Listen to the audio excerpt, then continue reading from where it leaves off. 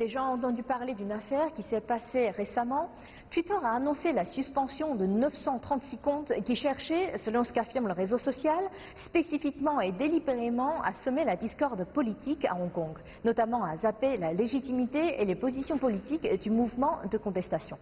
Attention, loin de ce que vous avez entendu, les comptes bloqués ne sont pas tous dégénérés par les Chinois ou même les Asiatiques.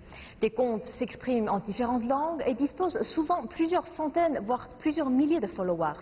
On va se pencher sur un exemple que Twitter a donné après son blocage. Ces personnes qui ont écrasé le Conseil législatif de Hong Kong sont-elles folles ou voulaient-elles profiter de ces casseurs? C'est un comportement violent. Nous ne voulons pas avoir des personnes radicales comme vous à Hong Kong. Partez d'ici. La police hongkongaise a affirmé que certains manifestants ont intentionnellement dirigé les rayons laser vers les policiers. Un tel laser peut blesser grièvement les yeux, notamment à la rétine. Ne considérez-vous pas ce genre de comportement comme la violence? Un journaliste du quotidien chinois Global Times a été détenu illégalement et tabassé violemment par les manifestants hongkongais alors qu'il avait les mains et les pieds attachés. La dernière phrase qu'il a prononcée avant d'être brutalisé, regardez.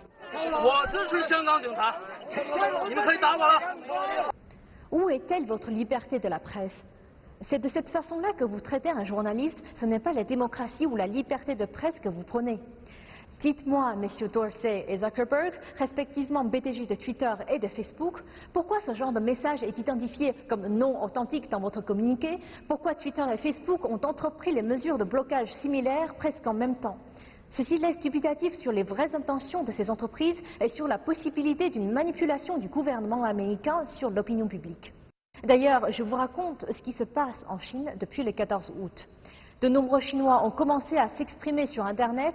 Les comptes créés par les fans de stars et les internautes du blog Dipa, il est suivi par 32 millions d'internautes chinois qui sont allés débattre sur les différents réseaux sociaux avec les Hongkongais et ont commencé à s'exprimer sur les réseaux sociaux étrangers. Déjà, le 16 août, plus de 17 groupes de 3000 personnes ont été créés spontanément sur Internet et des campagnes ont ainsi été organisées spontanément à plusieurs reprises.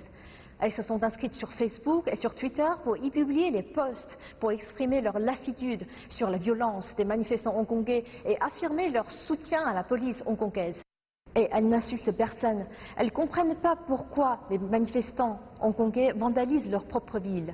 Pourquoi les journalistes hongkongais ont obligé une jeune journaliste de l'intérieur du pays à sortir sa carte de presse et sa pièce d'identité. Pourquoi les réseaux sociaux mettent fortement en avant les informations favorables aux manifestants violents? Pourquoi ces fauteurs de troubles considèrent que Hong Kong ne fait pas partie de la Chine alors que ce fait est incontestable d'après la loi et l'histoire? Alors exprimer son soutien pour l'arrêt de la violence, pour la paix et pour la prospérité de la Chine, est-ce un tabou? Donnez-nous une explication sur ce que signifient les termes « semer la discorde politique à Hong Kong » alors que les internautes n'appellent qu'à l'arrêt de la violence dans cette ville qui est jadis la plaque tournante commerciale et financière de l'Asie. En retirant les propos qui nuiraient aux intérêts des États-Unis et en muselant une certaine opinion tout à fait légitime, vos comportements reflètent-ils vraiment les valeurs véhiculées par votre fameuse statue de la liberté à New York ?